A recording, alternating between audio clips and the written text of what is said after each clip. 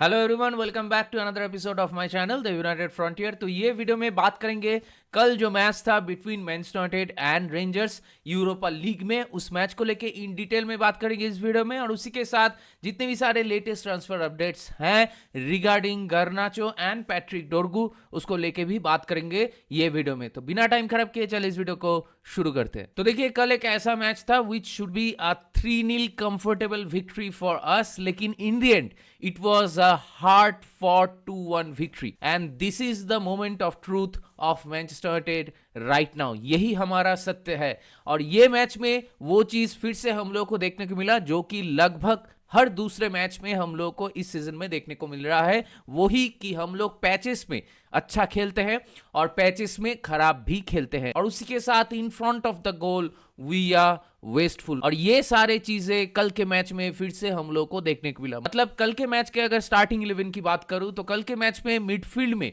Instead of उगारते and कोबी मेनू, Tobey Collyer and Ericsson ये दोनों शुरू किए थे।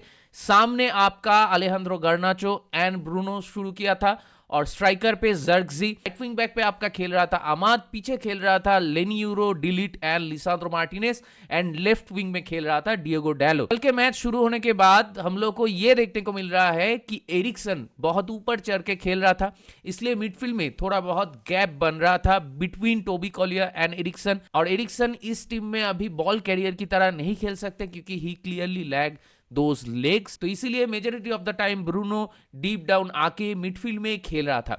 तो इसीलिए हम लोग का मिडफील्ड में तो कंट्रोल रह रहा था, लेकिन गोइंग फॉरवर्ड उतना ज्यादा क्रिएटिविटी हम लोग को नहीं देखने को मिल रहा था क्योंकि एरिक्सन एज सच कुछ खास क्रिएट नहीं कर पा रहा था आगे जाते हुए।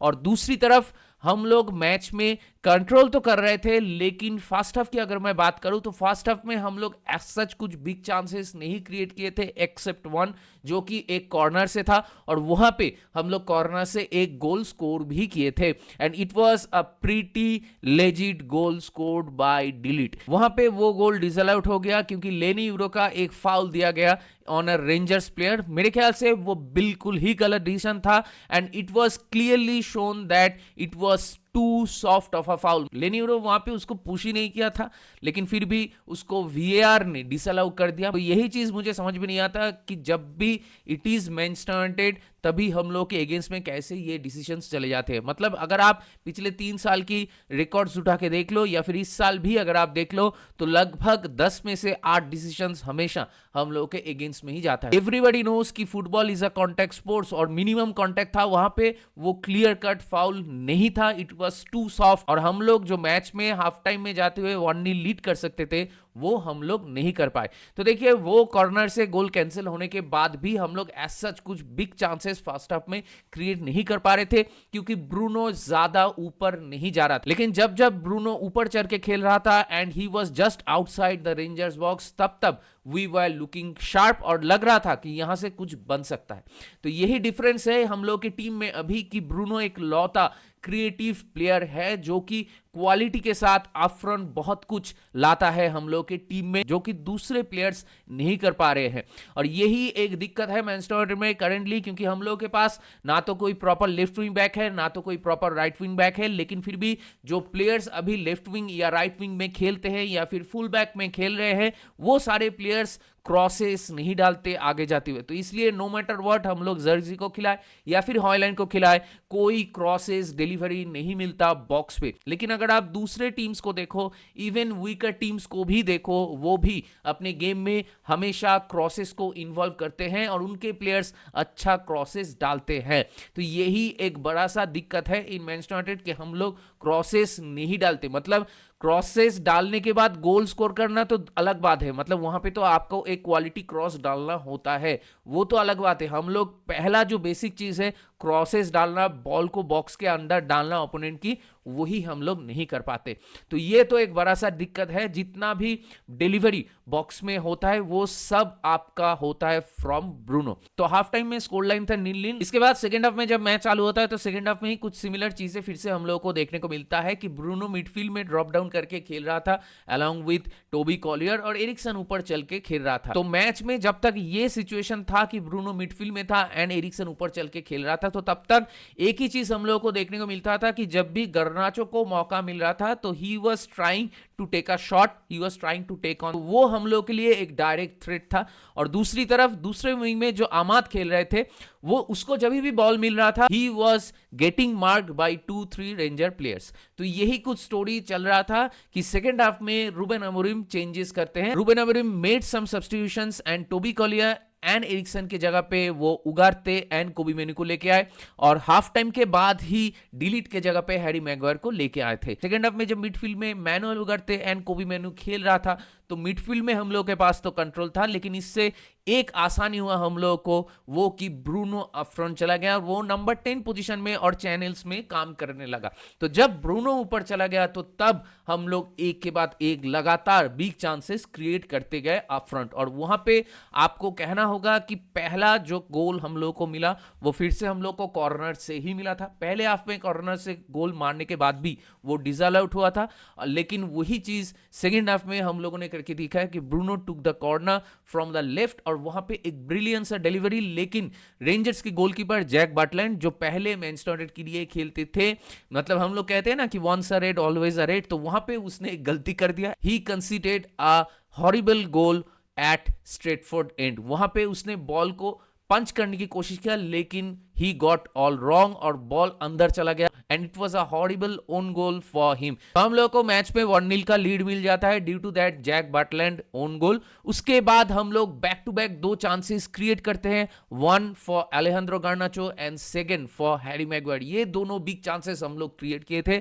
और दोनों ही time we were wasteful in front of the goal. मतलब गार्नाचो को जो मौका मिला था वहां पे he could have take the shot with his right foot in the near post, लेकिन उसने गलती कर दिया। वहां पे उसने लेफ्ट फुट में ट्राई किया ऑन द फार पोस्ट और वहां पे डिफेंडर्स थे और वो लोग गोल लाइन सेव कर दी। इसके बाद हैरी मैगवायर को एक ब्रिलियंट सा हेडर पे मौका मिला था, वहां पे भी डिलीवरी ब्रूनो ने ही डाला था लेकिन he should have score from there, लेकिन वहां पे उसने टारगेट पे ही हिट नहीं कर पाया। उसके बाद मैनुअल उगारते को भी कॉर्नर से एक बढ़िया सा मौका मिलता है, वहां पे Manuel Ugarte had a brilliant connection, लेकिन वहां पे आपको जैक बटलैंड को क्रेडिट देना होगा कि उसने वहां पे एक बढ़िया सा सुपर सेव निकाला और हम लोग मैच पे स्कोर नहीं कर पाए। तो स्कोर लाइन था 1-0 एंड हम लोग बहुत सारे बिग चांसेस क्रिएट कर चुके थे, मतलब 4 बिग चांसेस हम लोग क्रिएट किए थे जिनमें से एक हम लोग गोल मारे थे और 3 बिग चांसेस हम लोग मिस कर चुके थे। तो just like that old saying कि if you do not take your chances then going forward opponent can punish you, और वही चीज हम लोग को कल के मैच पे देखने को मिला कि हम लोग भले ही 1-0 लीड पे थे लेकिन अगर आप अपने चांसेस नहीं लेते हो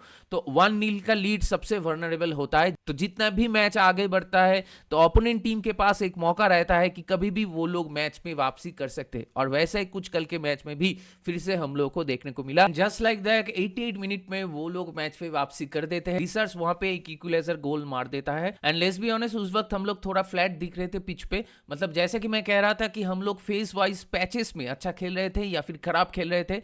तो 76 मिनट मार्क के बाद हम लोग थोड़ा बहुत फ्लैट रख रहे थे और उस वक्त एक गलती हो जाता है फ्रॉम हैरी मैगवायर। वहां पे एक लॉन्ग डिलीवरी बॉल आता है, हालांकि वहां पे डिजर्स ने पीछे थोड़ा सा पुश किया था हैरी मैगवायर को, लेकिन फिर भी he should have done better on that occasion, क्योंकि वो अगर बीट हो जाता है तो it was a clear 1-to-1 situation for डिसर्स और वही वहां पे हो जाता है। उसने हैरी मैगवायर वहां पे हेड मिस कर देता है और डिसर्स का वहां पे first touch it was brilliant, उसके बाद उसने फिनिश कर दिया सामने और वहां पे बायंडीर को कोई मौका नहीं था। तो 88 मिनट पे हम लोग इक्वलाइजर गोल कंसीड करने के बाद हम लोग का टीम का जो मोरल है वो ऑब्वियसली डाउन हो जाता है और हम लोग ऐसे मैनचेस्टर यूनाइटेड फैंस भी बहुत फ्रस्ट्रेटेड हो जाते हैं, क्योंकि कल का मैच एक ऐसा मैच था जहां पे जैसे कि मैं कह रहा था वीडियो के एकदम शुरू में कि हम लोग को मिनिमम 3-0 की कंफर्टेबल विक्ट्री मिलनी चाहिए थी और हम लोग को गेम पूरा ही कंट्रोल करना चाहिए था against a team like rangers, लेकिन वो फिर से हम लोग को नहीं देखने को मिलता है कल के मैच में। लेकिन जब मैच में 1-1 हो जाता है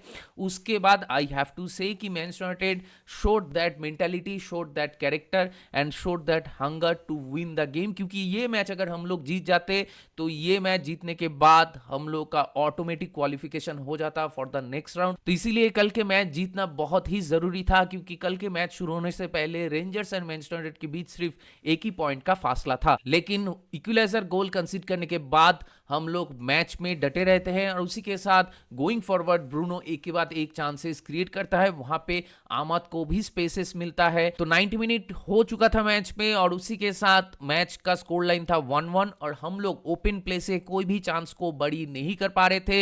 एंड जो गोल हम लोगों को मिला था वो था आपका एक own goal from Jack Butland. तो इसीलिए मैच में प्रेशर तो हम लोग के ऊपर था, लेकिन आई मस्ट से कि लिसांद्रो मार्टिनेज कल जो क्रॉस डाला, कल जो डिलीवरी उसने प्रोवाइड किया ब्रूनो फर्नांडिस को in the stoppage time, it was brilliant. मतलब आप अगर वहां पे लिसांद्रो मार्टिनेज का जो बॉल में जो पेशेंस उसने दिखाया, जो कंपोजर उसने दिखाया, उसको आप देखो तो you will definitely love it. तो यही डिफरेंस मेक होता है अगर आप एक क्वालिटी बॉल बॉक्स पे डालते हो तो वही चीज कल लिसांद्रो ने करके दिखाया, वो भी स्टॉपेज टाइम में कि उसने आगे जाते हुए एक ब्रिलियंट सा डिलीवरी, एक ब्रिलियंट सा क्रॉस डाला।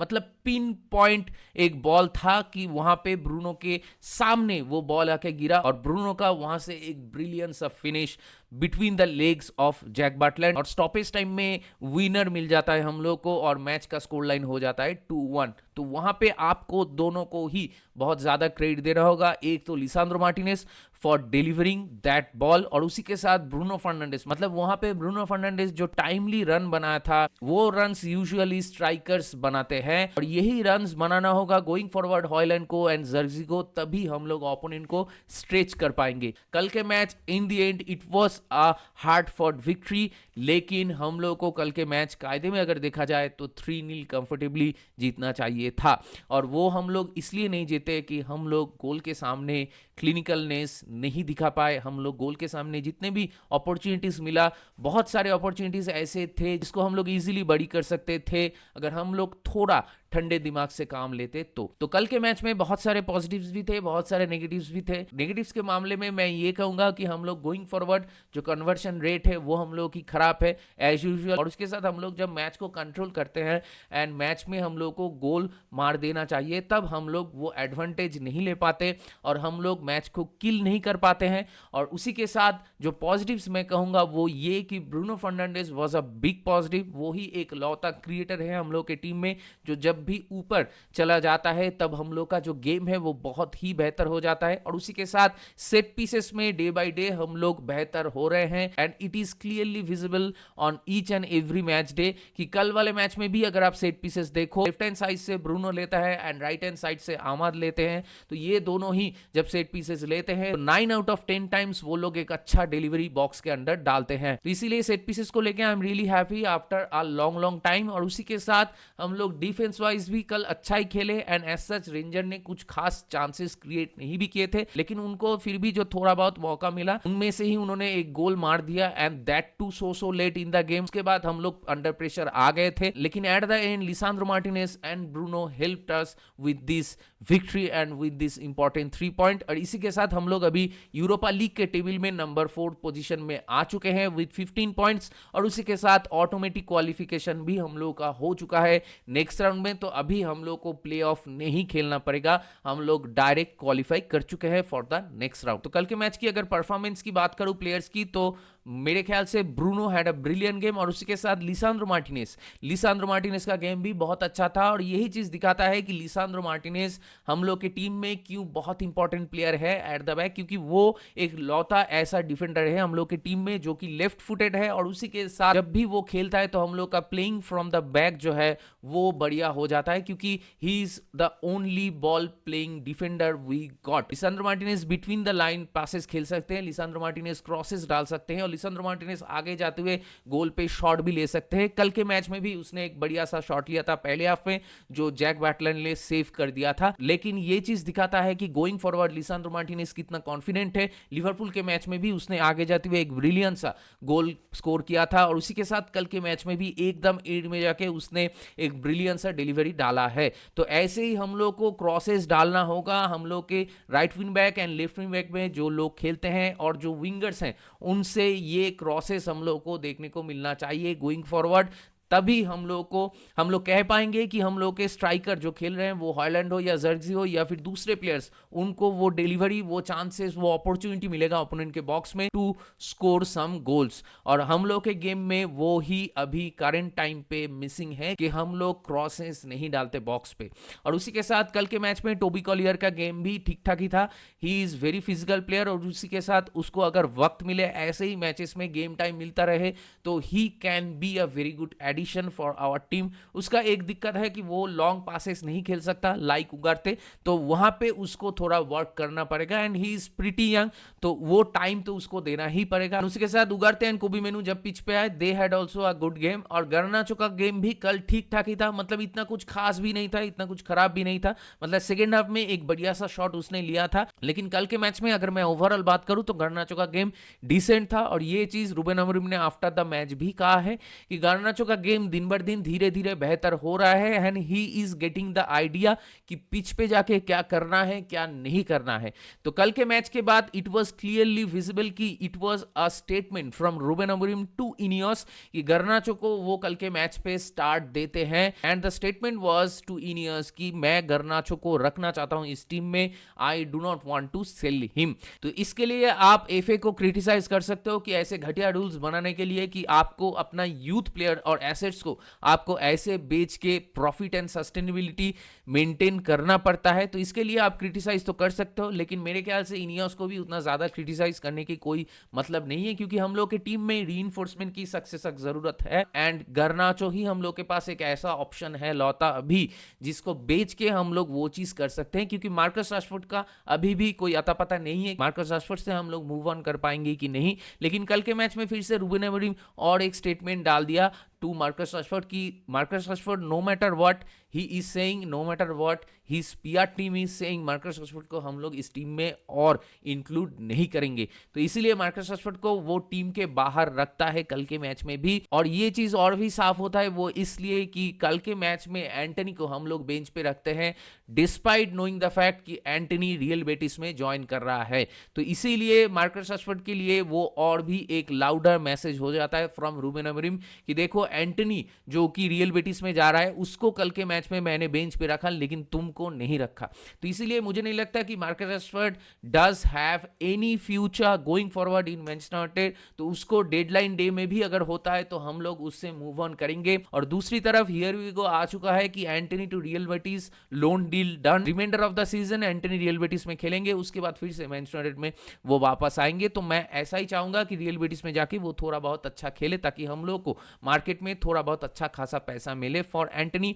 और दूसरी बात न्यूज़ ऐसे ही आ रहे हैं कि अलेहांद्रो गार्नाचो के लिए Chelsea might go in for Alejandro Garnacho in real soon, और उसी के साथ वो लोग बीट करेंगे फॉर अलेहांद्रो गार्नाचो। लेकिन यहाँ पे मैनचेस्टर यूनाइटेड का जो स्टांस है regarding the valuation of अलेहांद्रो Garnacho वो है आपका मिनिमम 60 मिलियन पाउंड। और दूसरी तरफ नेपोली अभी मेरे ख्याल से रेस से थोड़ा बाहर हो चुके हैं, क्योंकि न्यूज़ ऐसे ही आ रहे हैं कि नेपोली अभी डॉर्टमुंड में करीम आडियमी के पीछे जा रहे हैं and they might submit a bid real soon for him. तो अगर करीम आडियमी आता है नेपोली में तो मेरे ख्याल से नेपोली गार्नाचो के पीछे और नहीं जाएंगे। और नेपोली एक बिड तो सबमिट किया था गार्नाचो के लिए, लेकिन वो मैनचेस्टर यूनाइटेड की जो वैल्यूएशन है उससे बहुत कम है, इसीलिए वो रिजेक्टेड हो गया। तो अभी यही देखने वाली बात होगी कि चेल्सी वाकई में क्या 60 मिलियन के आसपास बीट करते हैं एंड वाकई में क्या Manchester United will let go अलेहांद्रो Garnacho. क्योंकि कल मैच के बाद अलेहांद्रो गार्नाचो फैंस के सामने ऐसे ही अपलोड कर रहे थे जैसा कि उसका लास्ट गेम हो फॉर मैनचेस्टर यूनाइटेड। लेकिन आफ्टर द मैच जब उसने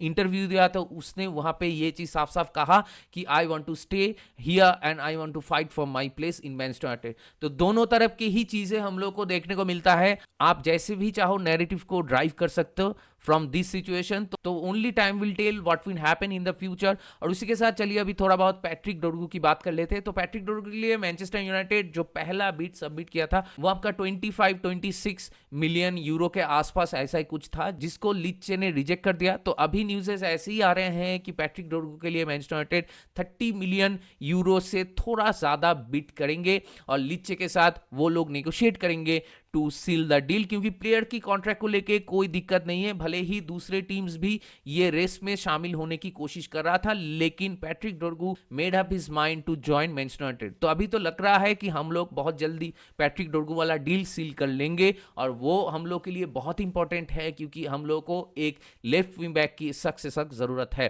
तो only time will tell what will happen in the coming days in the transfer market. लेकिन let me tell you something कि Manchester United will be very very busy in the coming days. तो देखते हैं आगे जाते हुए हम लोग ट्रांसफर मार्केट में क्या करते हैं। और कल के मैच में हम लोग obviously it was a deserving victory for us and we have to take this victory. लेकिन अगर परफॉर्मेंस की बात करूं तो परफॉर्मेंस हम लोग को और भी बेहतर करना होगा गोइंग फॉरवर्ड। ऐसे परफॉर्मेंसेस अगर दूसरे टीम्स के अगेंस्ट में बड़े मैच में हम लोग करते हैं तो वहां पे हम लोग के लिए दिक्कतें होगा, जैसे कि ब्राइटन वाले गेम में हम लोग को देखने को मिला था। तो ब्राइटन वाला गेम हारने के बाद कल के मैच में एक रिएक्शन हम लोग देखना चाहते थे from Manchester United, and I must say कि वो रिएक्शन 70% हम लोग को कल के मैच में देखने को मिला था। अभी यही देखने वाली बात होगी कि संडे में जो इंग्लिश प्रीमियर लीग का मैच है वो भी एक अवे मैच है फुलहम में। तो वो मैच में हम लोग क्या करते हैं, वो मैच हम लोग को अभी जीतना ही होगा। हम लोग को अभी बैक टू बैक रिजल्ट्स चाहिए जहां पे हम लोग 3 पॉइंट सिक्योर कर सके। तो जितने भी सारे टॉपिक पे मैंने बात किया, जितने भी सारे ट्रांसफर को लेके मैंने बात किया, और उसी के साथ कल वाला मैच में भी